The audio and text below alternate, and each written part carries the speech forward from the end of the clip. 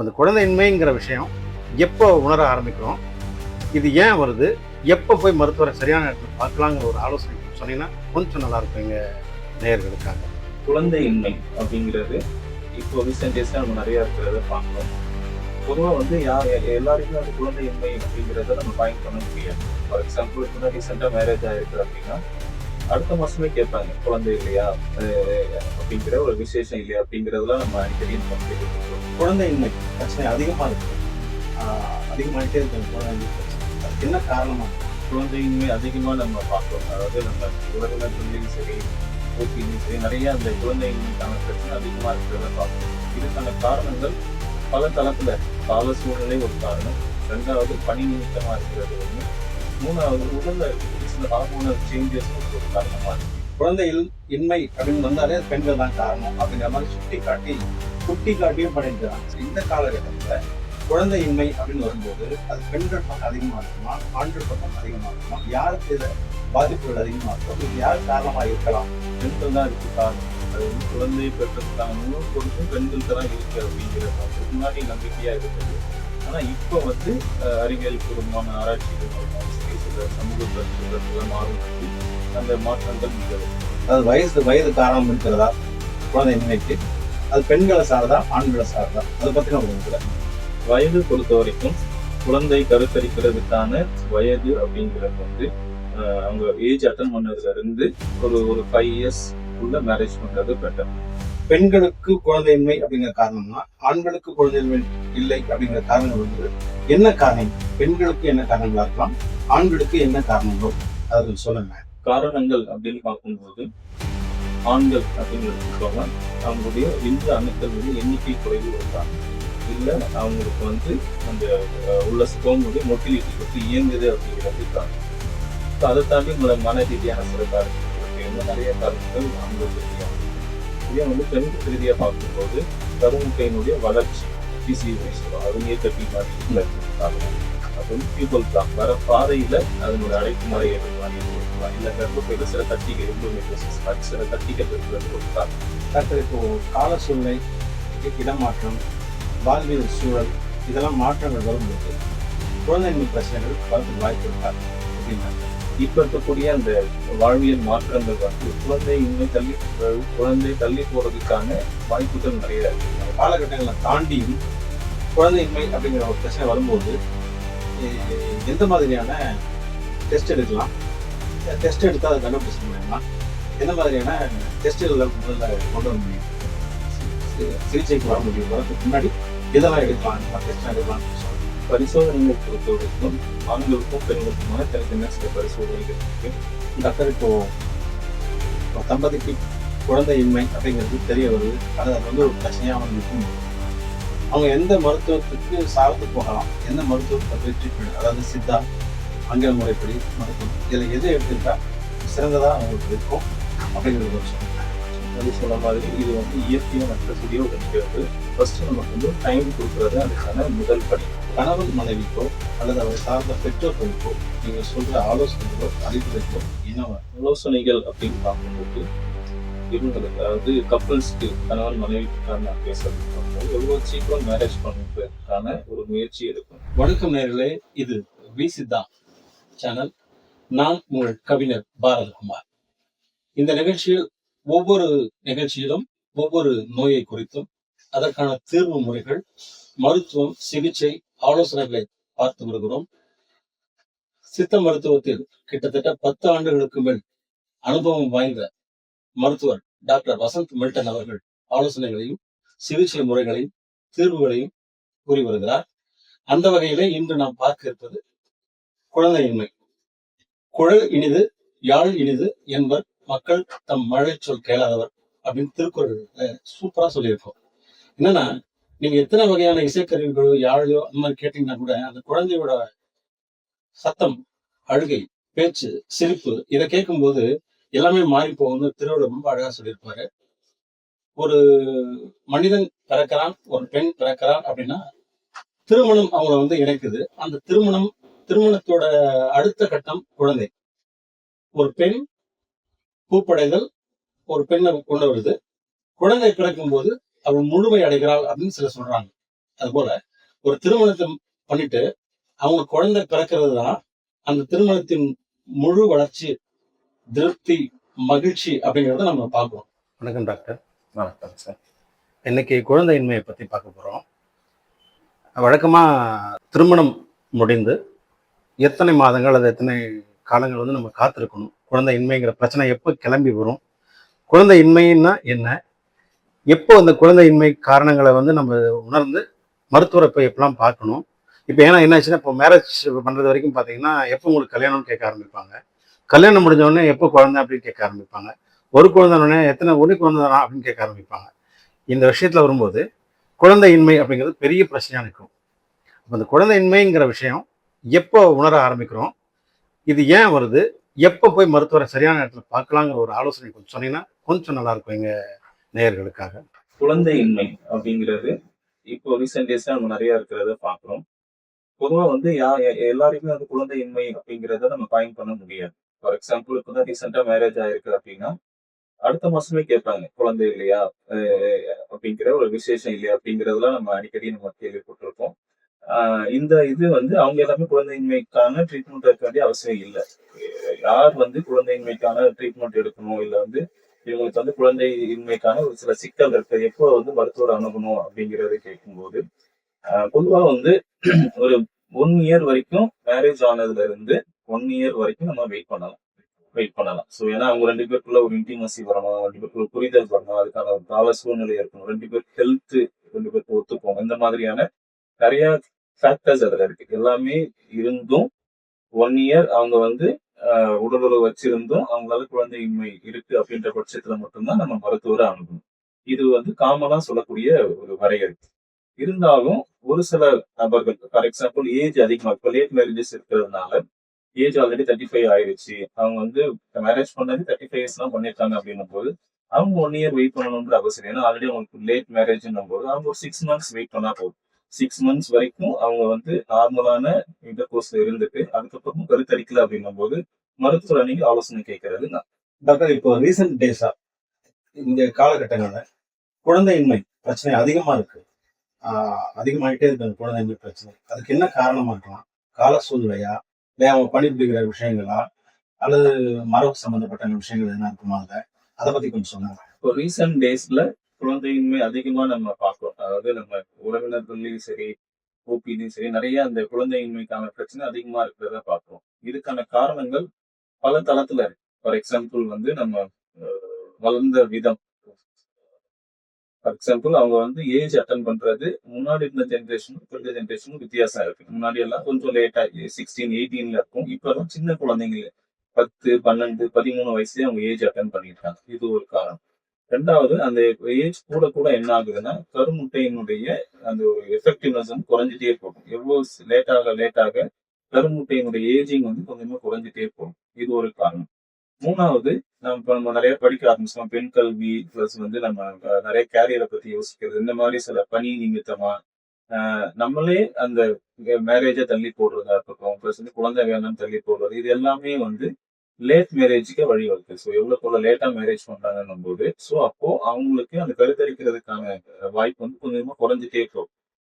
எவ்வளவு சீக்கிரம் கரெக்டா சொல்லணும் அப்படின்னா ஒரு 25, 26க்குள்ள மேரேஜ் பண்ணிக்கிறது பெட்டர். அவங்களுடைய கல்வியும் பார்க்கணும், பிளஸ் வந்து அவங்க கேரியரை பார்க்கணும், பிளஸ் வந்து அவங்களுடைய உயிரியல் ரீதியான அந்த இனப்பெருக்க தன்மை எப்போ அதிகமா இருக்கும் அப்போ நம்ம அந்த குழந்தைகளுக்கு இல்லாம இருக்கிறதுக்கு அதை முயற்சி பண்றது நான். ஸோ கால சூழ்நிலை ஒரு காரணம், 2வது பணி நிமித்தமா இருக்கிறது ஒண்ணு, 3வது உடல்ல இருக்கக்கூடிய சில ஹார்மோனல் சேஞ்சஸும் இப்போ ஒரு காரணமா இருக்கு. இப்போ இந்த ரீசெண்ட் டேஸ்ல அவங்க நைட் ஷிஃப்ட்ஸ் வருது, பிளஸ் வந்து நைட்ல கண்ணு முழிக்கிறது, ஸ்ட்ரெஸ் ஆகுறது, உணவு பழக்க வழக்கங்கள், இது எல்லாமே கூட இதுல ப்ளே பண்றதுக்கு வாய்ப்பு இருக்கு. அது திருமணத்தை வந்து தள்ளி போடணும், படிக்கிறதுக்காகவோ வேலைக்காகவோ தன்னுடைய லட்சியத்துக்காகவோ தள்ளி போட்டு லேட் மேரேஜ் பண்ணும்போது கூட இந்த பிரச்சனை வரதுக்கு வாய்ப்புகள். சரியான நேரத்துல எல்லாத்தையும் சரியா முடிச்சுக்கணுங்கிறது எங்களுடைய கருத்து. டாக்டர், இப்போ குழந்தையின்மை அப்படிங்கிற பிரச்சனைகள் வரும்போது விழிப்புணர்வுகள் இல்லாத ஒரு காலகட்டத்துல, அதாவது முன் காலகட்டத்துல பெண்களையே அதிகமா சுட்டி காட்டுவாங்க.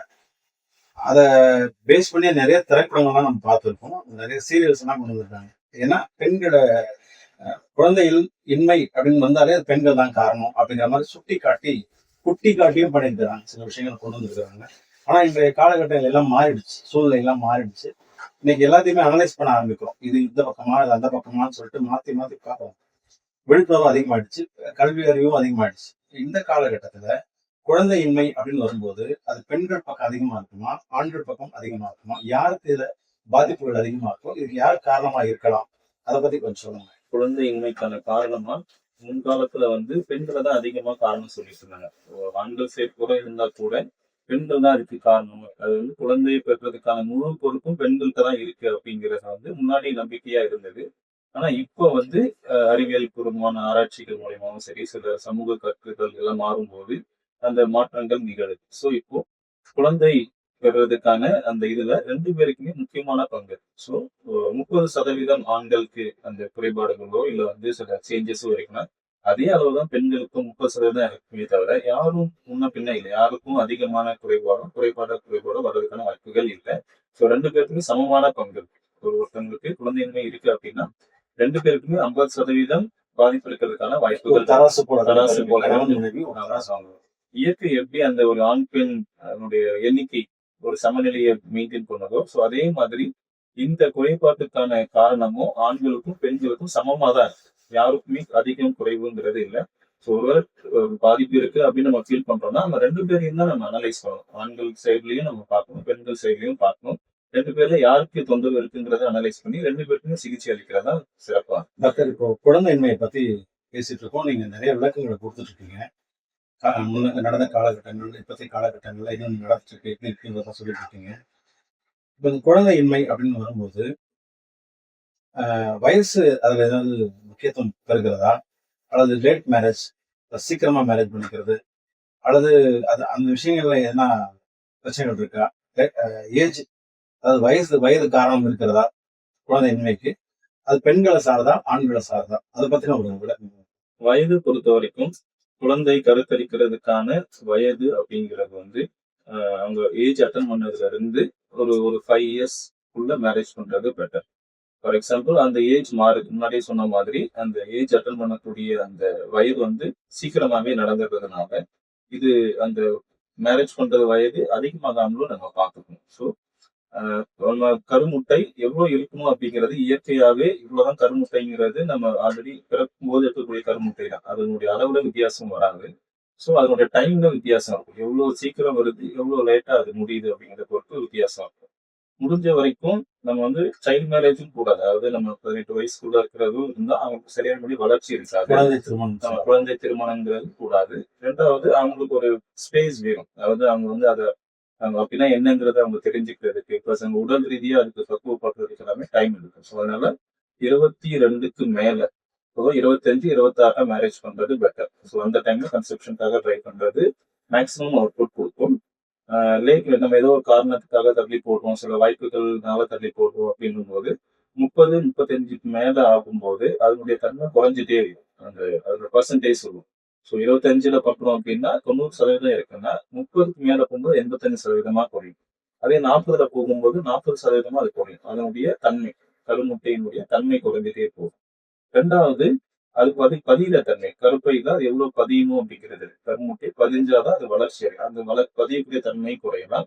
3வது மிஸ்கரைஸ் அவரோட பதியும் ஆனா அபார்ஷன் ஆயிடும். இடையில அவங்களுக்கு வந்து கருமுட்டை பதிஞ்சு தங்காம அபார்ஷன் ஆகிறதுக்கான வாய்ப்புகள் ஏஜ் கூட இருக்கிறதுக்கான வாய்ப்புகள் இருக்கு.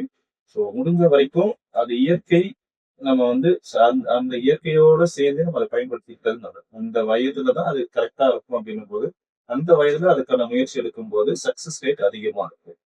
நம்ம படிப்புக்காகவோ இல்ல வேற ஒரு கொள்கைக்காகவோ ஒரு சில விஷயத்தை தள்ளி போக்காக கூட இயற்கை அதுக்காக காத்துட்டு இருக்காது. இயற்கைக்குன்னு ஒரு ஒரு வரையறை இருக்கு. அது எந்த டைம்ல அது வந்து மேக்சிமம் அவுட்புட் இருக்குதோ அந்த டைம்ல நம்ம வந்து இந்த குழந்தை இன்மை வராம தடுக்கிறதுக்கு அந்த நேரத்துல நம்ம குழந்தைக்காக முயற்சி செய்யும்போது சக்சஸ் ரேட் அதிகமா இருக்கு. இப்போ குழந்தையின்மை அப்படிங்கிற அந்த ஃப்ரேம்குள்ள வரும்போது கணவன் மனைவி இருவருக்கும் சரிசமமான பங்கு இருக்குன்னு நம்ம பார்த்தோம்.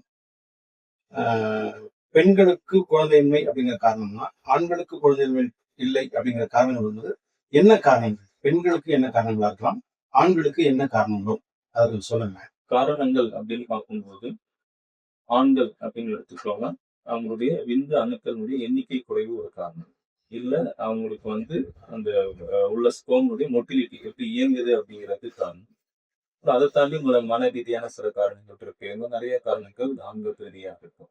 இதே வந்து பெண்கள் ரீதியா பார்க்கும்போது கருமுட்டையினுடைய வளர்ச்சி பிசிஓடி சொல்லுவோம். அது நீர்க்கட்டி மாதிரி இருக்கிறது ஒரு காரணம். அப்ப வந்து டியூபல் பிளாக் வர பாதையில அதனுடைய அடைப்பு முறை எது மாதிரி எதுவும் இருக்கலாம். இல்ல கர்ப்பப்பையில சில கட்டிகள் எண்டோமெட்ரியோசிஸ் மாதிரி சில கட்டிகள் இருக்கிறது ஒரு காரணம்.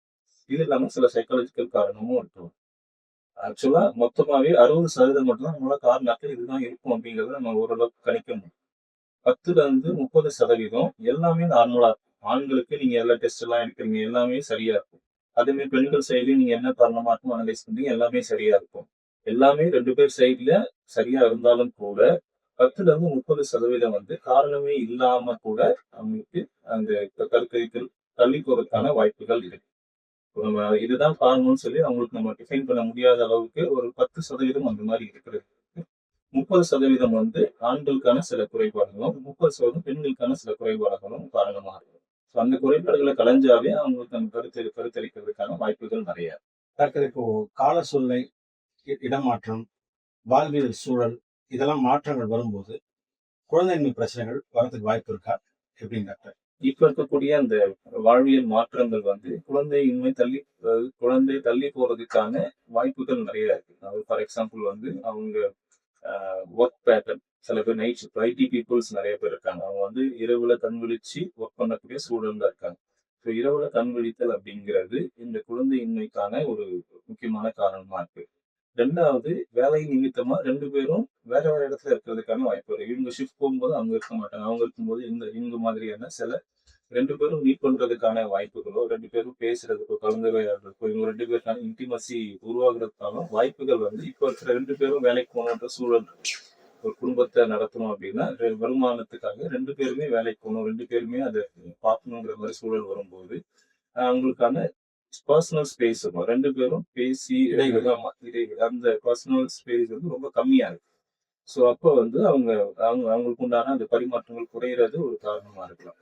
இது இல்லாம உணவு பழக்க வழக்கங்கள் நிறைய ஜங்க் ஃப்ரூட்ஸ் எடுக்கிறோம், அளவுக்கு அதிகமான இனிப்புகள் எடுத்துக்கிறோம், எண்ணெயில போகுது இந்த மாதிரியான உணவு பழக்கங்கள் எடுக்கும்போது கொழுப்பு சத்துக்கள் அதிகமா சேர்றது, சுகர் அதிகமா வர்றது. 3வது ஒபிசிட்டி, உடல் எடை பருமன் அதிகமா இருக்கிறது ஒரு முக்கியமான காரணம். இந்த ஒபிசிட்டி அதிகமாக உடல் எடை அதிகமாக அந்த ஹார்மோன்ஸ் வந்து அந்த கருத்தரிக்கிறதுல குறைக்கிறதுக்கான வாய்ப்புகள் இருக்கு. இது இல்லாம சில உடற்பயிற்சி குறைஞ்சது. ஃபார் எக்ஸாம்பிள் அவங்க முன்னாடி வயல்ல வேலை செஞ்ச மாதிரி உடற்பயிற்சி எல்லாமே இப்போ இல்லை. எல்லாமே செடன்டரி லைஃப் ஸ்டைல் வந்துட்டோம். ஸோ நம்ம போறோம், கம்ப்யூட்டர்ல ஒர்க் பண்றோம், ஆஃபீஸ் ரிலேட்டட் ஒர்க்ஸ் இந்த மாதிரியான ஒரு உடல் உழைப்பு இல்லாத மாதிரியான ஒரு வேலைகள் இருக்கிறதும் குழந்தையின்மை வர்றதுக்கான வாய்ப்புகள் இருக்கு. ஸோ நம்ம வந்து உடற்பயிற்சி செய்யறதும் உணவு பழக்க வழக்கங்களை சரி பண்றது, அப்புறம் சரியான நேரத்துல தூங்குறது, மனதை ஒரு நிலையோட வச்சிருக்க ஒரு சின்ன மகிழ்ச்சியோட வச்சிருக்கிறது. ரொம்ப ஸ்ட்ரெஸ் ஆகுது இந்த வார்த்தையை நம்ம அடிக்கடி கேட்போம். 2 பேருமே மாத்தி மாத்தி சொல்லிருக்காங்க ரொம்ப ஸ்ட்ரெஸ்ஸா இருக்கு அப்படின்னு. ஸ்ட்ரெஸ்ஸா இருக்குங்கிறது வந்து இப்ப காமன் வேர்ட் ஆயிடுச்சு. குழந்தைங்க கூட சொல்றாங்க ரொம்ப ஸ்ட்ரெஸ்ஸா இருக்கு அப்படின்னு சொல்லி அந்த வார்த்தையை அதிகமா பயன்படுத்துறாங்க. அந்த மன அமைதி இல்ல வந்து மன மகிழ்ச்சி இதை வந்து அதிகப்படுத்துறதுக்கான ஒரு பர்சனல் ஸ்பேஸ் டைமையும் இல்ல அதுக்கான சில முயற்சியும் எடுக்கலாம். ஒருவேளை ஸ்ட்ரெஸ் அப்படிங்கிறத தவிர்க்க முடியாது. ஸோ அந்த கால சூழல்னாலேயோ இல்லை வந்து எக்ஸ்டர்னல் ஃபேக்டர்ஸ்னால கூட நமக்கு மன அழுத்தங்களோ மன ஸ்ட்ரெஸ்ஸோ வருதுன்னா கூட அதுக்கான காரணம் என்னங்கிறத சொல்லி பழகணும். ஃபார் எக்ஸாம்பிள் நான் ஸ்ட்ரெஸ்ஸா இருக்கேன் அப்படிங்கிறத வார்த்தையை பயன்படுத்தாம நான் வந்து கவலையா இருக்கேன், நான் வந்து ஒரு துயரத்துல இருக்கேன், நான் வந்து ஒரு மாதிரி வெறுப்புல இருக்கேன், இல்ல ஒரு கோவத்துல இருக்கேன், இந்த மாதிரி உணர்ச்சியை டிஃபைன் பண்ணணும். எனக்கு இதுதான் உணர்ச்சிங்கிறது டிஃபைன் பண்ணணும். ஸோ அதுக்கான காரணத்துக்கு கொண்டு போகலாம். ஸ்ட்ரெஸ்ங்கிறது ஒரு காமன் வேர்ட். அன்கம்ஃபர்டபுள் அப்படிங்கிறத ஒரே வார்த்தையில முடிச்சது ஸ்ட்ரெஸ். அப்படி இல்லாம என்ன விதமான உணர்ச்சியில நான் இருக்கேன் அப்படிங்கிறத நம்ம வெளிப்படுத்தணும். அதுக்கான காரணம் என்னங்கிறதையும் நம்ம கண்டுபிடிச்சு அதை நிவர்த்தி செய்யும் போது அந்த மன அழுத்தம் குறையறதுக்கான வாய்ப்புகள் இருக்கு. ஸோ மன அழுத்தம் இந்த குழந்தையின்மை உருவாகுறதுக்கான வாய்ப்புகளை அதிகப்படுத்தும். ஸோ ஹாப்பியா இருக்கணும், தூக்கம் டிஸ்டர்பன்ஸ் இல்லாம இருக்கணும், உடற்பயிற்சி, அப்புறம் வந்து உணவு பழக்க வழக்கம் இதுதான் அதுல முக்கியமான ரோல் பிளே பண்ணும். டாக்டர், இப்போ குழந்தையின்மை குறித்து பார்த்துட்டு வரோம். ஒவ்வொரு விஷயமா பார்த்துட்டு வரோம். இப்போ வாழ்வியல் சூழல் மாற்றம் இப்போ ஒருத்தர் வந்து எனக்கு வந்து குழந்தையின்மை பிரச்சனை வரலாம் அப்படின்னு முன்கூட்டியே ஏதாவது கணிக்க முடியுமா, தெரிஞ்சுக்க முடியுமா? அதுக்கு எதனா அறிகுறிகள் இருக்கா? அதை பத்தி கொஞ்சம் சொல்லுங்க. குழந்தையின்மை இருக்கு அப்படிங்கிறத நம்ம ஆஃப்டர் மேரேஜ்க்கு அப்புறம் ஒரு 1 இயர்க்கு அப்புறம் தான் நம்ம அதை அட்லீஸ்ட் அதை பத்தி யோசிக்கவா முடியும். ஸோ முன் அறிகுறிங்கிறது பொதுவா இல்ல. அஹ் ஒரு சில உடல் ரீதியான சில அறிகுறிகள் நிவர்த்தி பண்ணிக்கிறது நல்லது. பொதுவா நம்ம வந்து பிற்பாடா வச்சிருக்கிறது நல்லது. ஹெல்தி சொல்ற மாதிரி எதிர்ப்பு சக்தி எப்படி நம்ம சமமா வச்சிருக்கோம் அப்படிங்கிற மாதிரி இந்த சில சூழலையும் நம்ம சரியா வச்சுக்கிறது நல்லது. ஃபார் எக்ஸாம்பிள் ஃபீமேல் சைடு பார்க்கும்போது பீரியட்ஸ் தள்ளி போகுது, இர்ரெகுலர் பீரியட்ஸ் இருக்கு. அப்புறம் வந்து சில முடி வளர்ச்சி, முகத்துல மீசை வளர மாதிரியான சில முடி வளர்ச்சி இருக்கு. அப்புறம் வந்து வெயிட் அதிகமா இருக்கு. இந்த மாதிரியான சில குறிகுணங்கள் வந்து ஆஹ் நீர் கட்டி இருக்கிறதுக்கான வாய்ப்புகள் இருக்குன்னா, ஸோ அதை சரி பண்ணும்போது இதெல்லாம் வராம தடுக்கிறதுக்கான வாய்ப்புகள் இருக்கு. ஸோ உடல் ரீதியாக ஏற்படக்கூடிய சில மாற்றங்கள் இயல்பு இப்படிதான் இருக்கணும். அவங்களுக்கு தெரியும் பீரியட்ஸ் வந்து 30 days ஒன்ஸ் வரும்ன்றது அவங்களுக்கு தெரியும்னா அந்த பேட்டர்ன் ஏதாவது சேஞ்ச் இருக்குன்னும் போது ஸோ அதை அப்பவே சரி பண்ணிக்கிறது நல்லது. என்ன காரணம் அப்படிங்கிறது. மற்றபடி நம்ம இதுதான் காரணம் முன்கூட்டியே கணிக்க முடியாது. டாக்டர், இப்போ உடல் ரீதியான பிரச்சனைகள்லாம் வந்து வரும்போது நம்ம என்ன பண்ணோம், மருத்துவமனைக்கு போயிட்டு டெஸ்ட் எடுக்கிறோம். ஸ்கேன் பண்ணாங்க, பிளட் டெஸ்ட் எடுக்கிறாங்க, எக்ஸ்ரே எடுத்துக்கிறோம். அது வந்து ஒரு சில நோய் அறிகுறிகளை கண்டுபிடிச்சிடும். அப்படிங்கும்போது கொஞ்ச நாள் வெயிட் பண்ணிட்டு நீங்க சொன்ன மாதிரி 1 month இருக்கலாம், 6 months இருக்கலாம், 1 year கழிச்சு கூட வெயிட் பண்ணலாம் அப்படின்ட்டு அந்த இயர் அந்த காலகட்டங்களை தாண்டியும் குழந்தையின்மை அப்படிங்கிற ஒரு பிரச்சனை வரும்போது எந்த மாதிரியான டெஸ்ட் எடுக்கலாம், டெஸ்ட் எடுத்து அதை கண்டுபிடிச்சிட முடியுமா, எந்த மாதிரியான டெஸ்ட்டுகளை முதல்ல கொண்டு வர முடியும், அந்த சிகிச்சைக்கு வரதுக்கு முன்னாடி இதெல்லாம் எடுக்கலாம், இந்த மாதிரி டெஸ்ட்லாம் எடுக்கலாம்னு சொல்லுங்க. பரிசோதனைகள் பொறுத்த வரைக்கும் ஆண்களுக்கும் பெண்களுக்குமான தனித்தனியா சில பரிசோதனைகள் இருக்கு. அது இவங்களுக்கு இந்த பரிசோதனை தான் பண்ணணும் அப்படிங்கிறத அவங்களுடைய குறிக்குணம், அவங்களுடைய சில சிம்டம்ஸை வச்சுதான் நம்ம அதை கண்டுபிடிக்க முடியும். நிறைய வகையான டெஸ்ட் இருக்கு. ஃபார் எக்ஸாம்பிள் நம்ம யூஎஸ்டி ஸ்கேன் எடுக்கலாம். அப்புறம் வந்து பிளட் டெஸ்ட்ல ஹார்மோனல் டெஸ்ட் பார்க்கலாம், செமன் அனலைசிஸ் பண்ணலாம். இது இல்லாம யூரின்ல சில டெஸ்ட் பார்க்கலாம். இந்த மாதிரியான சில டெஸ்ட் வகைகள் இருந்தாலும் கூட யாருக்கு என்ன விதமான குடிகுணங்கள் இருக்கு, இல்ல யாருக்கு எந்த விதமான தொந்தரவுகளோட வாய்ப்பு இருக்குன்னு நம்ம ப்ரிடிக்ட் பண்றோமோ அதுக்கேற்ற டெஸ்ட் பண்றது பெட்டர். அது அந்த மருத்துவர் அட்வைஸ் பண்றதுக்கு ஏற்ற மாதிரி டெஸ்ட் எடுக்க. காமன் டெஸ்ட் அப்படிங்கிறது இல்லை, அதுக்கு மேல பொதுவான டெஸ்ட் கிடையாது. அந்த இண்டிவிஜுவலுக்கு என்ன டெஸ்ட் தேவைப்படுமோ அந்த டெஸ்ட் எடுக்கிறது பெட்டர். சித்த மருத்துவ முறைப்படி பார்க்கும்போது பொதுவாக நாடி அதில் பெரிய ஹெல்ப் பண்ணும் எங்களுக்கு. நாடியில அவங்களுக்கு ஏதாவது சேஞ்சஸ் இருக்கா, அவங்களுடைய அந்த குடிகுணங்கள் எப்படி இருக்கு அப்படிங்கிறது. நாடிங்கிறது ஒரு முக்கியமான ரோல். இந்த குழந்தையின்மைக்கு என்ன காரணம்ன்றதை கண்டுபிடிக்கிறதுக்காக சித்த மருத்துவத்துல நம்ம அதிகமா பயன்படுத்துறது வந்து நாடியை நம்ம அதிகமா பயன்படுத்துறோம். டாக்டர், இப்போ குழந்தையின்மை அப்படிங்கிற பிரச்சனைகள் தெரிய வருது அப்படிங்கும்போது மருத்துவமனைக்கு போகலாம் அப்படின்னு முடிவு பண்றாங்க, கணவன் மனைவி முடிவு பண்ணும்போது அவங்களுக்கு எடுத்த உடனே ட்ரீட்மெண்ட் ஆரம்பிக்கலாமா, அல்லது அவங்களுக்கு எதனா ஆலோசனைகள் கொடுக்கலாமா? மருத்துவர் மூலியமா ஒரு ஆலோசனைகள் கொடுத்துட்டு அந்த ஆலோசனைப்படி அவங்க நடந்துடலாம், அல்லது அதுக்கப்புறமா ட்ரீட்மெண்ட் தொடங்கிக்கலாம், சிகிச்சைகளை ஆரம்பிக்கலாம், இந்த மாதிரி ஏதாவது இருக்குதா? அதை பத்தி கொஞ்சம் சொல்லுங்க. குழந்தையின்மைக்காக அவங்க வந்து ட்ரீட்மெண்ட்ஸ் வராங்க போது முதல்ல நம்ம வந்து எடுத்தோடனே மெடிசன்ஸோ இல்லை டெஸ்டோ அட்வைஸ் பண்ண மாட்டோம். பொதுவா அவங்களுக்கு இருக்கக்கூடிய அவங்களுடைய 2 பேருக்கு உண்டான அந்த பாண்டிங் எப்படி இருக்கு அப்படிங்கிறது தான் ஃபர்ஸ்ட் பாயிண்ட்.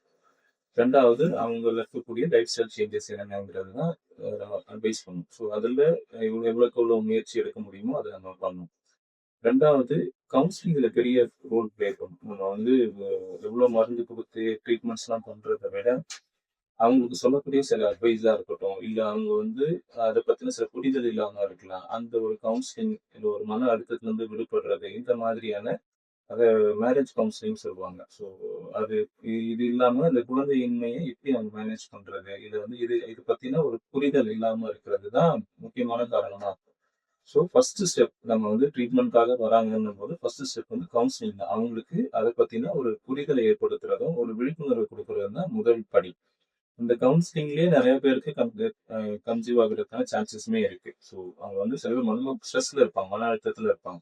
அது அதுல இருந்து விடுதலை கிடைச்சாவே அவங்க கன்செப்ஷனுக்கான சான்சஸ். இது வந்து முன்னாடி சொன்ன மாதிரி கருத்தரித்தல் அப்படிங்கிறது இயற்கையா நடக்கக்கூடிய நிகழ்வு. இதை வந்து மருந்து மூலியமாவோ இல்ல வந்து சில ட்ரீட்மெண்ட்ஸ் வந்து சில சப்போர்ட் பண்ணுமே தவிர இதுதான் காரணம் அப்படின்னு சொல்ல முடியாது. ட்ரீட்மெண்ட் எடுத்தாதான் கன்செப்ஷன்ங்கிறது கிடையாது. ஆமா, ஸோ வந்து இயற்கை நிகழ்வு. அதுக்கு நம்ம சில துணையா சில வழிமுறைகளை தான் நம்ம சொல்றோம். ஸோ அந்த கவுன்சிலிங் மாதிரியான சில விஷயங்களா இருக்கட்டும், இதுலயுமே 2 விதமான கவுன்சிலிங் இருக்கு. அதாவது பேரண்ட்ஸ்க்கு சில கவுன்சிலிங் இருக்கு, அந்த கப்புள்ஸ்க்கான கவுன்சிலிங் இருக்கு. கப்புள்ஸ்க்கு ஒரு சில விதமான கவுன்சிலிங் போதும். முக்கியமான ப்ரெஷர் அவங்க எங்க இருந்து வரும்னா, பேரண்ட்ஸ் சைட்ல இருந்து தான் வரும். ஸோ அடுத்த மாசமோ, அதுக்கு அடுத்த மாசம் மேரேஜ் முடிச்ச உடனே அவங்க சைட்ல இருந்து கேட்க ஆரம்பிச்சுருவாங்க. என்ன ஆச்சு? ஏதாவது விசேஷம் இருக்கா? அந்த மாதிரியான சில தொடர்ச்சியான ஒரு ஃபங்ஷன் எப்ப போனாலுமே அந்த ஒரு டாக் வந்துட்டு தான் போகும். அதுவே அவங்களுக்கு வந்து அந்த கப்புள்ஸ் வந்து ஒரு பெரிய மன அழுத்தத்தை கிரியேட் பண்ணும். ஒரு காம்ப்ளெக்ஸ கிரியேட் பண்ணும். ஒருவேளை நமக்கு ஏதோ பிரச்சனை இருக்கோ, நம்ம சைடுல இன்னும் ஏதோ நம்ம எதுவும் மெனக்கெடணுமோ அப்படிங்கிற மாதிரியான ஒரு ஒரு தாழ்வு மனப்பான்மைய அவங்க சமூகம் அவங்களுக்கு உருவாக்குது. முக்கியமா அவங்களுடைய பேரண்ட்ஸ்ட்ட தான் நம்ம நெறைய பார்க்குறோம். அந்த பேரண்ட்ஸ் வந்து அவங்களுக்கு ரொம்ப பிரஷர் குடுக்குறதோ, இல்ல வந்து என்னாச்சு என்னாச்சுன்னு கேட்கிறதே அவங்களுக்கு பெரிய பிரஷரா இருக்கும். ஸோ அவங்க வந்து பெருசா டிஸ்டர்ப் பண்ண வேண்டாம். அவங்க அவங்க அவங்க போக்குல அவங்க விடணும். அவங்களுக்கு ஒரு டைம் தேவைப்படும். அவங்க மோஸ்ட்லி இப்போ வந்து நெறைய அரேஞ்ச் மேரேஜஸ் நடக்கிறதுனால, அவங்க 2 பேரும் புரிஞ்சுக்கிறதுக்கு ஒரு பெரிய டைம் தேவைப்படும். ஸோ அவங்களுடைய ஒர்க்கையும் பார்த்துட்டு, அவங்களுடைய அந்த புரிதல் ஏற்பட்டதுக்கு அப்புறம் தான் இந்த மாதிரியான சில நிகழ்வுகள் நடக்கும். ஸோ இப்போ வெயிட் பீரியட்ன்னு சொல்லி கொஞ்சம் இருக்கு. கவுன்சிலிங் தான் இதுக்கான ஒரு மிகப்பெரிய ஆயுதமா நான் பார்க்குறேன். ரொம்ப அற்புதமா சொன்னீங்க. அதாவது கருத்தரித்தல் அப்படிங்கிறது வந்து இயற்கை. எந்த மெடிசனோ ஏதோ மெடிசன் எடுத்துக்கிட்டா அது முடிஞ்சிடும் இல்லாம, இயற்கையா வராத ஒரு விஷயத்த நம்ம தூண்டி விடுறதுக்கு மட்டும் தான் மருத்துவம் பயன்படுது. ரொம்ப அருமையா சொன்னீங்க நீங்க.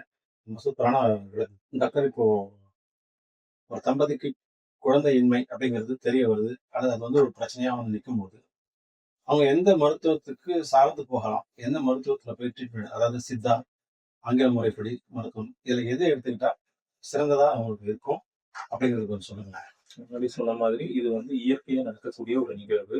ஃபர்ஸ்ட் நமக்கு வந்து டைம் குடுக்குறது அதுக்கான முதல் படி. ஒரு அதுக்கான ஒரு ஒரு ஒரு சூழலை ஏற்படுத்துறதும், அதுக்கான ஒரு காலநிலைய நம்ம குடுக்குறதும் தான் அதுக்கான முதல் படி. ஸோ அத தாண்டிட்டோம் அப்படின்னும்போது ட்ரீட்மெண்ட் போகணும் அப்படின்ற ஒரு சிச்சுவேஷன் வரும்போது, ட்ரீட்மெண்ட்க்கு முன்னாடி கவுன்சிலிங் அப்படிங்கிறது ஒரு ஒரு முக்கியமான ஆயுதம். கவுன்சிலிங்லாம் முடிச்சுட்டு, கவுன்சிலிங்ல அவங்களுக்கான பலன் இல்ல அப்படிங்கும்போது தான் நம்ம அடுத்து ட்ரீட்மெண்ட்க்கு போவோம். ட்ரீட்மெண்ட்ல சித்தா எடுக்கலாமா, இல்ல அலோபதி எடுக்கலாமா, ஆயுர்வேதா இந்த மாரி எதுனாலும் அவங்க சூஸ் பண்ணலாம். அது அவங்களுடைய சாய்ஸ பொறுத்து, விருப்பத்த பொறுத்து இருக்கு. ஒரு சிலது ஒரு சில பிளஸ் அண்ட் மைனஸஸ் இருக்கும். ஸோ ஃபார் எக்ஸாம்பிள் சித்தால வந்து லாங் டெர்ம்க்கு யூஸ்ஃபுல்லா இருக்கும். அஹ் அவங்களுக்கு வந்து எடுக்கக்கூடிய மருந்துனால பெருசா சைட் எஃபெக்ட்ஸ் இருக்காது. அதனால அவங்களுடைய பெருசா பாதிப்புகள் எதுவும் இருக்காது. இது ஒரு விதமான பாசிட்டிவ் இருந்தாலும், அலோபதியில ஒரு சில பாசிட்டிவ்ஸ் இருக்கும். ஃபார் எக்ஸாம்பிள் அவங்க சில ப்ரொசீஜர்ஸ் இருக்கும். நம்ம வந்து ஐவிஎஃப் போறோம், ஐயுஐ போறோம். இந்த மாதிரியான சில ட்ரீட்மெண்ட் மெத்தட்ஸ்க்கு அத நம்ம பயன்படுத்துறது. ஸோ அவங்களுடைய கண்டிஷன்ஸ பொறுத்து, 2வது அவங்களுடைய விருப்பத்த பொறுத்து நம்ம அத தேர்ந்தெடுக்கலாம். எல்லாருடைய விருப்பமும் நேச்சுரல் கன்செப்ஷன நோக்கி தான் இருக்கும். ஃபார் எக்ஸாம்பிள் அது வந்து இயல்பா நடக்கணும் அப்படிங்கிறத பொதுவா எல்லாருமே எதிர்பார்ப்பாங்க. இயற்கையா நடக்கும். ஆமா, இயற்கையா இருக்கணும் அப்படிங்கிறதா. ஃபர்ஸ்ட் எந்த மெடிசின்ஸுமே இல்லாம அவங்க வந்து உணவு, பழக்கவழக்கங்கள், எடை குறைக்கிறது, பிளஸ் வந்து மன அழுத்தத்தை குறைக்கிறது. இந்த மாதிரியான ஒரு முயற்சி அட்லீஸ்ட் ஒரு 6 மந்த்ஸ் ஆச்சு நம்ம எடுக்கணும். நேச்சுரல் கன்செப்ஷனுக்காக ஒரு 6 மாசமாச்சு நம்ம மெனக்கெடணும். அந்த 6 மாசமும் நம்ம வந்து இயற்கைக்கு ஒத்த மாதிரியான சில நிகழ்வுகளையும், சூழ்நிலையை ஏற்படுத்தி, அதுக்கப்புறமும் கருத்தரித்தல் இல்லன்னா மட்டும் தான் நம்ம மருத்துவத்தை நோக்கியே போணும். ஸோ, மோஸ்ட்லி நேச்சுரல் கன்செப்ஷனுக்கான ஒரு சில வழிமுறைகள பயன்படுத்துறது தான் சிறந்ததாவும் இருக்கும். ஒருவேளை அது பலனளிக்கலன்னும் போது நம்ம மருந்த நோக்கி போணும். டாக்டர், இவ்வளவு நேரம் ரொம்ப அற்புதமா ஒவ்வொரு கேள்விக்கும் அழகா பதில் செஞ்சிருக்கீங்க, விளக்கம் கொடுத்துருக்கீங்க. குழந்தையின்மை பிரச்சனைகள் அப்படின்னு கடந்து வருகிற போது, இந்த பிரச்சனையில கணவன் மனைவிக்கோ அல்லது அவரை சார்ந்த பெற்றோர்களுக்கோ நீங்க சொல்ற ஆலோசனைகளோ அறிவுரைகளோ என்னவா? ஆலோசனைகள் அப்படின்னு பார்க்கும்போது, இவங்களுக்கு அதாவது கப்பிள்ஸ்க்கு கணவன் மனைவிக்கான அட்வைஸ் அப்படின்னு பார்க்கும்போது, எவ்வளவு சீக்கிரம் மேரேஜ் பண்றதுக்கான ஒரு முயற்சி எடுக்கணும். நம்ம வந்து அவருடைய கேரியருக்கு நம்ம முக்கியத்துவம் குடுக்குற மாதிரி, படிப்புக்கு முக்கியத்துவம் குடுக்குற மாதிரி, நம்மளுடைய அந்த ஒரு இயற்கை ரீதியான கன்செப்ஷனுக்கான ஒரு பீரியட் இருக்கு. அந்த பீரியட் கூட மேரேஜ் பண்றது முக்கியம். ஒரு சில காரணத்தினால நம்ம தள்ளி போடுறோம்ங்கிறத தாண்டி, நம்ம இயற்கையோடு ஒத்து போறது தான் நல்லது. நமக்கான முக்கியமான அடிப்படை தேவைகள நம்ம வந்து ஒரு உணவு எப்படி அத்தியாவசியமோ, இல்ல வந்து அந்த ஒரு அடிப்படை தேவையோ, அந்த மாரி இனப்பெருக்கம்ங்கிறதும் மனிதர்களுக்கான ஒரு அடிப்படை தேவை. ஸோ அதுதான் நம்மள அடுத்தடுத்த ஜெனரேஷன் கூட்டிட்டு போகும். நம்மளுடைய வாழ்விற்கான ஒரு அர்த்தத்த குடுக்கும். இது அவங்களுடைய எமோஷன் சம்மந்தப்பட்ட விஷயம். ஸோ அதுக்கான சில முக்கியத்துவம் நம்ம குடுக்குறது அவசியம். நம்ம மத்த விஷயங்களுக்கு முக்கியத்துவம் குடுக்குறது மாதிரி, அத விட இன்னும் அதிகமான முக்கியத்துவம் இந்த கருத்தரித்தலுக்கு நம்ம குடுக்க வேண்டிய அவசியத்துல இருக்கு. அத நம்ம உதாசீனப்படுத்தக்கூடாது. அது நம்ம வந்து எப்பனாலும் மேரேஜ் பண்ணிக்கலாம். இல்ல வந்து அது வேண்டாம் அப்படிங்கிறதுலாம் இல்லாம, முடிஞ்ச வரைக்கும் அத சீக்கிரம் மேரேஜ் பண்ணி, அதுக்கான முயற்சியில இருக்கிறது ஃபர்ஸ்ட்டு. 2வது ம் சில உடற்பயிற்சி. அவங்க வந்து பிசிக்கலா ஃபிட்டா வச்சுக்கணும். நம்ம வந்து ஆரோக்கியமா ஃபுட் எடுக்கிறது, அப்புறம் வந்து உடற்பயிற்சி இல்லாம இருக்கிறது, இதெல்லாம் இல்லாம பிசிக்கலா நம்ம ஃபிட்டா வச்சுக்கிறது ஒண்ணு. ஆண், பெண் இருவருக்குமான அட்வைஸ் இது. 2வது நம்மளுடைய மனநிலைய சரியா வச்சிருக்கிறது. ரொம்ப ஸ்ட்ரெஸ்ஃபுல்லா இல்லாம, ரொம்ப ஒரு மாரி ப்ரெஷரைஸா இல்லாம, நம்மளுடைய இத வந்து ரொம்ப மகிழ்ச்சியாவோ, இல்ல அட்லீஸ்ட் ரொம்ப ப்ரெஷரைஸ் இல்லாம ஒரு சமநிலையில வச்சிருக்கிறது ரொம்ப முக்கியம். இதுதான் அ இவங்களுக்கு சொல்லக்கூடிய முக்கியமான அட்வைஸ். இத தாண்டி நம்ம அந்த பிட்வீன் பீரியட்ல மேரேஜ் ஆனதுக்கு அப்புறம் ஃபர்ஸ்ட் அந்த ஒரு ஸ்பேஸ் தேவைப்படுங்கிறத மைண்ட்ல ஃபிக்ஸ் பண்ணிக்கணும். எல்லாருக்குமே ஆசை இருந்தாலுமே, நமக்கு வந்து அதுக்கான ஒரு குறிப்பிட்ட டைம் தேவைப்படுங்கிறத நம்ம மன ரீதியா முன்னாடியே ஃபிக்ஸ் பண்ணிக்கலாம். அது வந்து நெக்ஸ்ட் மந்த்தும் நடக்கலாம். இல்ல வந்து 6 மாசம் கழிச்சு நடக்கலாம். 2 வருஷம் கழிச்சும் நடக்கலாம். ஸோ இது வந்து இப்படிதான் இருக்கும் அப்படிங்கிறது யாராலயும் வரையறை பண்ண முடியாத இருக்கும். இயற்கையினுடைய செலக்ஷன் முன்னாடி சொன்ன மாதிரி இது வந்து நேச்சுரல் செலக்ஷன் தான். எந்த விந்தணு அங்க போயிட்டு சேரும், இல்ல வந்து எது வந்து குழந்தையா மாறும் அப்படிங்கிறது பல லட்சம் விந்தணுக்கள் இருந்தாலும் ஒரு விந்தணு தான் குழந்தையா மாறும். அதே மாதிரி நிறைய கருமுட்டைகள் அவங்களுக்கு இருந்தா கூட ஏதோ ஒண்ணு மட்டும் தான் குழந்தையா மாறும். ஸோ அது மட்டும் தான் அடுத்த ஜெனரேஷன் போகும். சில பேர் சில மிஸ்கரேஜ் நடக்கும். சில அந்த ஒரு அடிக்கடி அபார்ஷன்ஸ்லாம் கூட நடக்கும். ஸோ இது எல்லாமே வந்து அந்த நேச்சுரல் செலக்ஷன் சொல்லுவோம். இந்த வலிமையான இந்த விந்தணுவும், இந்த கருமுட்டையும் இந்த உலகத்துல சர்வை பண்ணுமா? இந்த இந்த செலக்ஷன் வந்து இந்த இந்த இந்த என்வாயர்மெண்ட்ல சர்வைவ் ஆக இருக்குமா? அப்படிங்கிறத இயற்கையை தேர்ந்தெடுக்கும். ஸோ அந்த இயற்கை தேர்ந்தெடுப்புக்குன்னு ஒரு குறிப்பிட்ட டைம் தேவைப்படும். அது 1 மாசத்துலயும் இருக்கலாம், 3 மாசத்துலயும் இருக்கலாம். ஸோ அந்த அந்த தேர்ந்தெடுப்புகள் நிகழ்ற வரைக்கும் நம்ம கொஞ்சம் வெயிட் பண்ணணும் ஃபர்ஸ்ட். 2வது நம்ம அதுக்கான ஒரு சில ஸ்டெப்ஸ் இருக்கும். நம்ம வந்து அதுக்கான ஒரு ஸ்பேஸ் கிரியேட் பண்றது அந்த மாரி இருக்கும். 3வது இந்த சமூகத்திலிருந்து வரக்கூடிய ஒரு சில பிரஷர ஹேண்டில் பண்ண நம்ம பழகிருக்கணும். இது எல்லாமே நம்ம பார்த்துப்போம். இதுதான் நடக்கும்னு நமக்கு தெரியும். அதுக்கேத்த சில ப்ரிப்பரேஷன்ஸ் இருக்கும். நம்ம வந்து 2 பேர் பேரண்ட்ஸ்ட்டயும் நம்ம முன்னாடியே பேசிடணும். எங்களுக்கான ஸ்பேஸ் குடுத்துருங்க அப்படிங்கிறத நம்ம இது வெளிப்படையா பேசிறணும். எங்கள வந்து தொந்தரவு பண்ணாதீங்க. எங்களுக்கு இது சம்பந்தமான கொஸ்டின்ஸ கொஞ்ச நாளைக்கு எங்கள கேட்காதீங்க அப்படிங்கிறத நீங்க வெளிப்படையா சொல்லிறணும். 2வது முடிஞ்ச வரைக்கும் மாத்தி பேசலாம். ஃபார் எக்ஸாம்பிள் வந்து அவங்கவங்க இப்ப வந்து அம்மா வீட்ல இருந்து கேட்கறாங்க அப்படின்னா, அந்த பொண்ணு வந்து அவங்க பேரண்ட்ஸ்ட்டயும், மாப்பிள்ளை வீட்டு சைடுல இருந்து அவங்க அவங்க பேரண்ட்ஸ்ட்டயும் பேசிறணும். ஸோ இவங்க மாத்தி பேசுறது கஷ்டம். இப்ப வந்து மாமியார் மருமகள்ட்ட கேட்கும்போது அவங்க வந்து ஒரு சங்கோச்சமா பொதுவான பிரச்சனை அங்கதான் இருக்கும். அந்த பையன் வீட்டு சைடுல இருந்து தான் பெண்ணுக்கான ஒரு ப்ரெஷர் இருக்கும். அவங்க அதனால ஹேண்டில் பண்றதுல ஒரு குழப்பம் இருக்கும். அது இல்லாம அந்த பையன் வீட்டு சைடு இருக்கக்கூடிய ப்ராப்ளத்த இல்ல வந்து அவங்க அப்பா அம்மாட்ட பேசக்கூடிய அந்த விஷயங்கள் வந்து பையன் சைட்லயும், பெண்கள் சைடுல இருக்கக்கூடியது அவங்க அப்பா அம்மாட்ட பேசக்கூடிய கொஞ்சம் கன்வீனியன்ட்டா இருக்கும். ஸோ இந்த மாதிரியான ஒரு சில ப்ரிப்பரேஷன்ஸோட இருக்கும். இதுதான் கணவன் மனைவிக்கான சில அட்வைசஸ். இதே பெரியவங்களுக்கு நம்ம சொல்லும்போது, அவங்களுக்கான தெரிஞ்சிருக்கும். அவங்களுக்கு ஒரு ஸ்பேஸ் குடுக்கணுன்றது தெரியும். இருந்தாலும் ஒரு ஆர்வத்துல, ஒரு ஆசையில கேட்கக்கூடிய விஷயங்கள். அவங்க வந்து நல்லது செய்யறோம் அப்படிங்கிறதுக்காகவோ, இல்ல வந்து அவங்களுக்கு நாங்க வந்து உங்களுக்கு ஒரு தூண்டுதல் குடுக்குறோங்கிற மாதிரியான செய்யக்கூடிய ஒரு சில விஷயங்கள், அவங்களுக்கு நெகட்டிவா கூட போய் முடியலாம். அந்த பிரஷரே அவங்களுக்கு வந்து அத கொஞ்சம் ஒரு பர்டன கிரியேட் பண்ணலாம். அப்படி இல்லாம, அவங்களுக்கு ஜஸ்ட் சப்போர்ட் குடுத்தா மட்டும் போதும். பேரண்ட்ஸ் சைட்ல இருந்து நீங்க வந்து அவங்க கொஞ்சம் ஃப்ரீயா இருக்கிறதோ, இல்ல வந்து மன ரீதியான ஒரு பிரஷர் குடுக்காம இருக்கிறதோ, அவங்கள வந்து ஒரு 1 இயர் பீரியடுக்கு நம்ம வந்து பிரஷர் குடுக்காம இருக்கிறதே அவங்களுக்கான பெரிய ஹெல்ப் தான். ஸோ அந்த அந்த ஒரு சோசியல் பிரஷர வந்து அந்த கணவன் மனைவி மேல திணிக்கக்கூடாது. அது ரொம்ப முக்கியம். அ அதுக்கான சப்போர்ட்ஸ் ஒருவேளை ப்ராப்ளம் இருக்கு அப்படின்னு டயக்னோஸ் பண்ணா கூட, அதுக்கான கூட இருந்து சப்போர்ட் பண்ணணும். ஸோ சப்போஸ் வந்து ஆண்கள் சைடுல ஏதாவது பிரச்சனை இருக்கு, இல்ல பெண்கள் சைடுல பிரச்சனை இருக்குன்னா, அத வந்து எப்படி அணுகணும் அப்படிங்கிறது பிரச்சனை இருக்கிறது இயல்புதாங்கிறதையும், அதை எப்படி அணுகுறோங்கிறதையும் பேரண்ட்ஸ் சைடுல இருந்து ஒரு சப்போர்ட்டிவா கேர் இருந்தா மட்டுமே போதுமே தவிர, மற்றபடி இது இயற்கையான நிகழ்வு. அந்த ஒரு நம்பிக்கையும், முயற்சியும் இருந்தாவே இதுக்கான சக்சஸ் ரேட் ரொம்ப அதிகமாவே இருக்கும். குழந்தையின்மை அப்படிங்கிற பிரச்சனைகள்ல மன அழுத்தத்துல இருக்கும்போது பேரண்ட்ஸோட இந்த அழுத்தமும் கொஞ்சம் அவங்க பாதிக்கக்கூடிய வாய்ப்புகள் இருக்குன்னு. கண்டிப்பா. அது நம்ம நெறைய பார்க்குறோம். இப்போ ஓபிஸ்ல பார்க்கும்போது, அவங்க வந்து நெறைய பேர் வந்து அவங்க வெளிப்படுத்தக்கூடிய விஷயங்கள்ல அவங்களுக்கு வேணுங்கிறத தாண்டி, எங்க மேல இருக்க ரொம்ப பிரஷர் குடுக்குறாங்க. அவங்க கேட்டுட்டே இருக்காங்க. எங்க போனாலும் அத கேட்கறாங்க. அதுதான் அவங்களுக்கான மெயின் ப்ராப்ளமா அவங்க சொல்றாங்களே. ஸோ அப்போ அந்த பிரஷரே அவங்களுக்கு வந்து ஒரு காம்ப்ளெக்ஸ கிரியேட் பண்ணிட்டே இருக்கு. அத நம்ம நம்ம அவங்க வந்து நல்லது பண்றோன்ற இதுக்காக தான் அத செய்யறாங்க. இருந்தாலும் அது ஆக்சுவலா கிரவுண்ட்ல அது எப்படி ப்ளே ஆகுதுன்னா, அது வந்து நெகட்டிவா ப்ளே பண்ணுது. ஸோ அத வந்து முடிஞ்ச வரைக்கும் அவாய்ட் பண்ணணும். ஜஸ்ட் சப்போர்ட் மட்டும் குடுத்தா போதும். இது வந்து இயற்கை நிகழ்வுன்னும்போது நம்ம பெருசா அதுல ப்ளே பண்ணணும்னு அவசியமே இல்ல. நீங்க சொன்னா தான் அவங்க வந்து அதுக்கான ஸ்டெப்ஸ் எடுப்பாங்க அப்படிங்கிறதுலாம் இல்ல. ஸோ எல்லாருமே அடல்ட்ஸ். அவங்களுக்கு தெரியும். என்ன பண்ணணும், அவங்க லைஃப் எப்படி ஃபிக்ஸ் பண்ணணுங்கிறது எல்லாருக்குமே தெரியும். அவங்க சைடுல இருந்து எந்த ஒரு ஒரு ஜஸ்ட் சப்போர்ட்டிவான சில வார்த்தைகளோ, சில வந்து ஒரு ஒரு சூழ்நிலையை மட்டும் அமைச்சு குடுத்தாவே போதுமே தவிர, அவங்க ப்ரெஷரைஸ் பண்ண எடுக்கிறது நல்லது. அதே மாதிரி டாக்டர் இப்போ குழந்தையின்மை அப்படிங்கிறவங்க ட்ரீட்மெண்ட் எடுத்துருவாங்க, இவ்வளவு பிரச்சனைகளை சந்திச்சுக்கிறாங்க. சிலர் இதற்கான வாய்ப்புகள் அதிகமா இருந்தும் கருத்தரிக்கிறத தள்ளி போட்டு வருவாங்க. அதுக்கு உங்களுடைய அட்வைஸ் என்ன?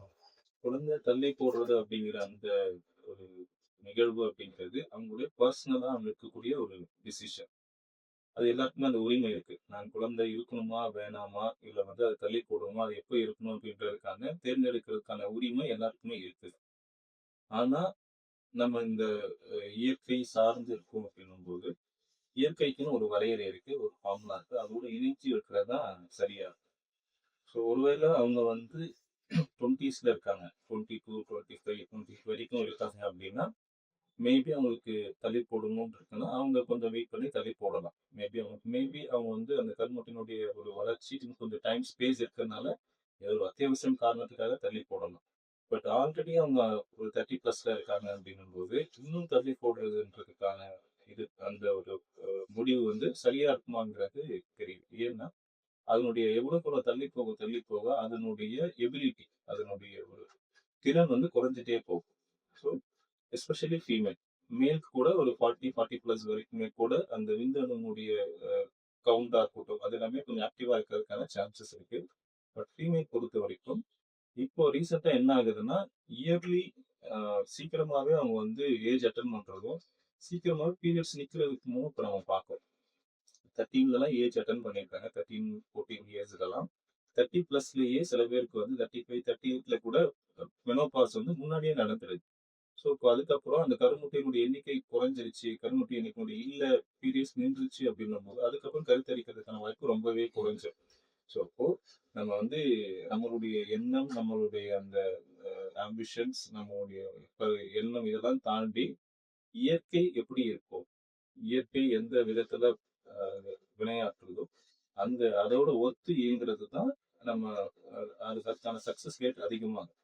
ஸோ ஏதோ ஒரு காரணத்துக்காக தள்ளி போடுறதுங்கிறது அவங்களுடைய தனிப்பட்ட விருப்பம். முடிஞ்ச வரைக்கும் இந்த விஷயத்துல தள்ளி போடுறதை குறைக்கிறதும் அந்த அதனுடைய விளைவுகளை அவங்க தான் ஃபேஸ் பண்ண போறாங்க. அதுக்கப்புறம் வந்து அது சாய்ஸஸ் குறையுது அப்படின்னும் போது அதுக்கான ட்ரீட்மெண்ட்ஸ் போறதா இருக்கட்டும், சில ப்ரொசீஜர்ஸ் போறதா இருக்கட்டும், இது எல்லாமே வந்து அவங்க ஃபேஸ் பண்ண வேண்டியது இருக்கும். ஆனால் முடிஞ்ச வரைக்கும் எப்போ அதுக்கான மேக்ஸிமம் பொட்டன்சி இருக்கு. காற்று உள்ள போதே தூற்றிக்கோள்னு சொல்லுவாங்க. இப்போ அந்த மாதிரி அப்படின்னா நம்ம காற்றை நம்ம தான் கிரியேட் பண்ணணும். நம்ம வந்து நம்ம தான் அதை வந்து வெளியில இருந்து ப்ரொடியூஸ் பண்ற மாதிரி. அப்படி இல்லாம அந்த இயற்கையினுடைய தன்மை எப்போ அதிகமா இருக்கும் அப்போ இந்த முயற்சி எடுக்கும்போது அது பலனளிக்கிறதுக்கான வாய்ப்புகள் அதிகம். டாக்டர் இவ்வளவு நேரம் குழந்தையின்மை பிரச்சனைகளுக்கு என்னென்ன தீர்வு முறைகள், அது எப்படி வரும், அது எப்படி தடுக்கலாம், அதுக்கு என்ன மருத்துவ முறைகள் இருக்கு, இப்படி ஒவ்வொரு விஷயத்தையும் அழகா சொல்லி தெளிவா சொன்னீங்க. நம்முடைய நேயர்களுக்கு அது கண்டிப்பா பயனுள்ளதா அமைஞ்சிருக்கும். இந்த விஷயத்த ரொம்ப விளக்கமா, அதாவது ஒவ்வொரு விஷயத்தையும் இப்படித்தான், இப்படித்தான், இப்படித்தான் சொல்லிட்டு நீங்க சொன்னது ரொம்ப ரொம்ப ரொம்ப ரொம்ப யூஸ்ஃபுல்லான ஒரு விஷயம். கண்டிப்பா நேயர்களுக்கு இது புரிஞ்சிருக்கும். உங்களுக்கு தொடர்ந்து இந்த நிகழ்ச்சியை பாருங்க. விசிதா சேனல்ல பாருங்க. இந்த சேனல்ல வந்து கண்டிப்பா ஒவ்வொரு விஷயங்களும் நாங்க சொல்லிட்டு வந்துட்டு இருக்காரு, டாக்டர் கொடுத்துட்டு இருக்காரு. உங்களுக்கு மேற்கொண்டு இதுல எதனா இந்த குழந்தையின்மை பிரச்சனைகள்ல மேற்கொண்டு நீங்கள் எதனா கேட்கணும், உங்களுக்கு சந்தேகங்கள் இருக்கு அப்படின்னா இந்த சேனல்ல இந்த இந்த இந்த சேனல்ல வீடியோல கீழே இருக்கிற அந்த நம்பருக்கு கால் பண்ணி கேளுங்க, வாட்ஸ்அப் பண்ணுங்க. உங்களுடைய சந்தேகங்களை கேட்டு தெரிஞ்சுக்கங்க. முடிஞ்ச அளவுக்கு டாக்டரை சந்திக்கிறதுக்கான வாய்ப்புகளை அப்பாயின்மெண்ட்டே பாருங்க. கண்டிப்பா இந்த மறக்காம இந்த சேனலை சப்ஸ்கிரைப் பண்ணிக்கோங்க, லைக் பண்ணிக்கங்க, ஷேர் பண்ணுங்க. நன்றி.